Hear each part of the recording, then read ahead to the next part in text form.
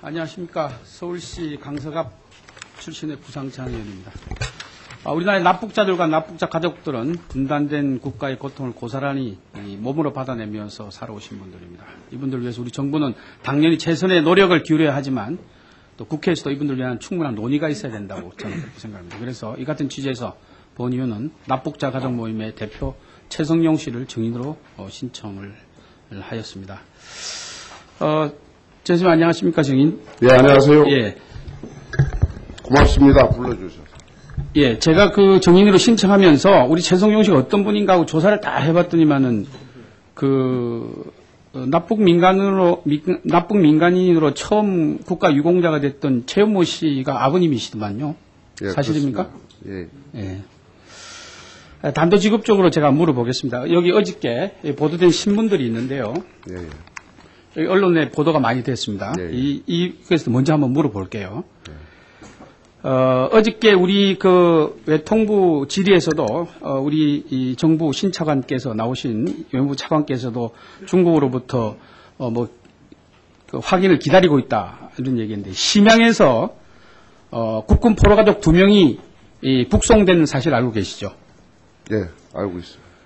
제가 받은 정보로는 북한의 회령 보위부로 끌려가서 지금 조사를 받고 있다는 정보를 갖고 있는데 혹시 증인 이 내용에 대해서 알고 계십니까? 이것은 외통이나 선양 총영사관의 답변이 좀 틀렸다 말았다 국민들을 호도하고 있습니다. 지금 구상찬 의원의 말씀이 맞습니다. 북송돼서 조사를 받고 회령 보위부에 북송돼 있죠. 맞습니다. 예.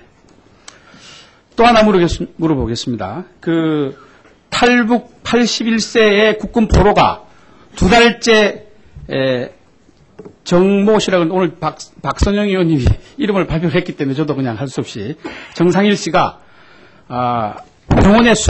병원에 그 입원해 있는데 오늘 그 어저께 갔다 오신 우리 박선영 의원님은 수감됐다고 말씀하셨는데 어느 게 사실입니까? 병원에 있는 게 사실입니까? 아니면 수감이 된 게 사실입니까?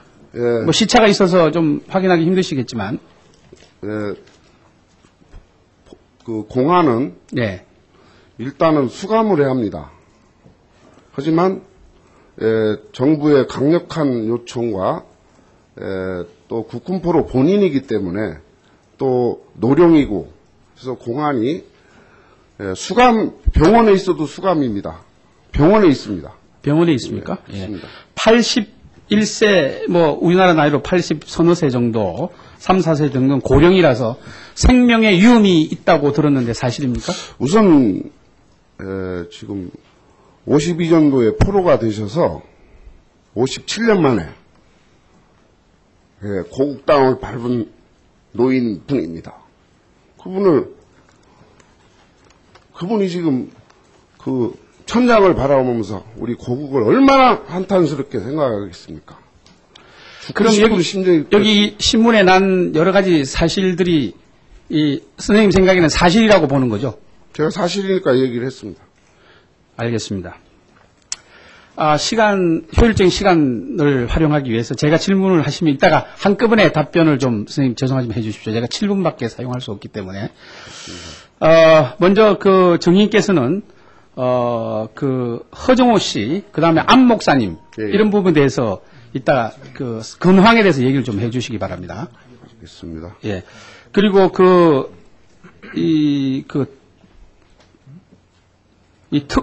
납북자 가족들 특수 이산가족이라는 명목으로 생사 확인을 북한에서 안 해주고 있죠. 핀세트로 뽑아서 가끔 해주고 있습니다. 이것도 이따가 답변을 좀 해주시기 바랍니다.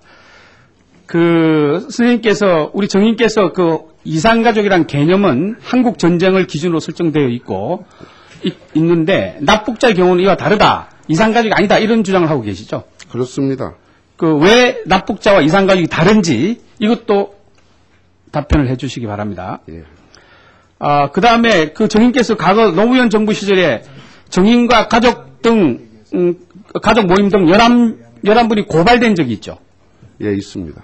왜 고발이 됐습니까? 법안이 잘못됐기 때문에 공청회를 좀 방해했습니다. 통일부 장관 명의의 수사 의뢰서가 검찰에 접수돼서 소환 조사를 받은 적이 있죠? 받았습니다. 예. 근데 무협의로 내사 종결이 됐죠. 예, 무죄로 됐습니다. 무죄가 됐죠. 그 얼마 전에 그 김대중 대통령 서거 당시에 아태재단에서 이 장관 승인도 없이 이 남북 직통 전화를 개설해서 그 통일부로부터 경고 조치를 받은 적이 있는데 그때 정부가 주의에 그친 반면 우리 납북자 가족들은 통일부에서 고발을 해버렸죠. 저희는 인간이 아닙니다. 예, 사람이 아닙니다. 단정적으로 얘기는 하지 마시고요. 예, 예. 뭐 인간 같으면 고소하겠습니까? 그 장관 만나본 일이 있으십니까? 이 문제로? 뭐 불행이지만 처음 뵙니다. 아, 장관 아직 장관 만나신 적이 없습니까? 납북자 가족 모임. 우리 최성용 회장 만난 적이 없어요. 네? 개인적으로 우리 오늘 개인적으로 우리 정의는 만난 적이 없습니다. 아, 정의는 만난 적이 없으세요? 장관 대리로 직접 만난. 이건 조금 문제가 있네. 하여튼 만나서 우리 납북자 가족들의 회원을 장관께 직접 만나서 한번 어려움을 들어보십시오. 아직 안 만났다는 것은 내가 좀 또 하나 물어보겠습니다. 답변 같이 해주세요, 선생님. 죄송하지만 예, 7분이란 거기 때문에 지금 군사 정전에 관한 협정 체결 이후에 납북 피해자의 보상 및 지원에 관한 법률 일부 개정 법률안이 우리 외통위에 아직 계류가 되어 있습니다.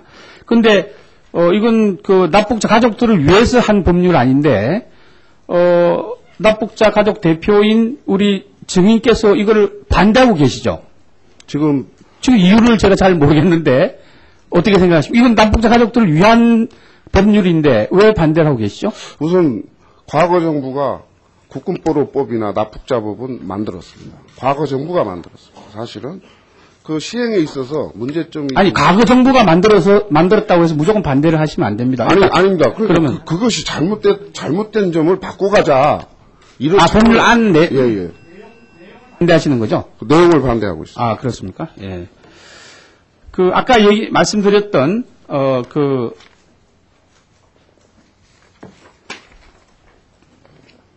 허정호 씨. 예. 그리고 안 목사님 문제. 예. 그 다음에, 이산가족의 개념. 그러니까 이산가족은, 납북자와 이산가족은 다르다. 예. 그 부분에 대해서 설명을 좀 해 주시죠. 저는 10년 동안 아버님 생사를 알기 위해서 북쪽 중국을 넘나들으면서 납북자 국군포로를 모시고 많이 왔습니다. 저는 10년 동안 보면서 이산가족 상봉장을 그래도 혹시나 북한이 호응 쪽으로 나올까 하고 반대를 하면서도 기다렸습니다. 아니 나갈까 한 명씩 매해 한 명 없으면 없고 무조건 확인 불가 이런 식으로 북한이 그것도 내놓는 사람은 교육을 시켜가지고 납치가 아니라고 했었고 김정일의 덕으로 산다고 이런 식으로 하니까 이산가족 상봉에 포함시키지 말고 이거를 별도로 추진해야 한다. 이렇게 요구했을 이산가족이 잘 돼서 생사 확인이 잘 됐다고 하면 우리가 뭐라고 하겠습니까? 벌써 생사 확인 다 했을 겁니다. 근데 북쪽은 20명씩 10명씩 하면 잘해 한 사람씩. 이 가슴 아프게 확인 불가라는 증서 또 이번에 허정수 씨 어떻게 연락두절이라는 그런 문서를 보냅니까? 세상에. 그리고 안승훈 목사는 제가 동영상을 공개했습니다. 평양 봉수교에서 집 미사진에는 그걸 공개했습니다. 그런데도 확인 불가라고 합니다.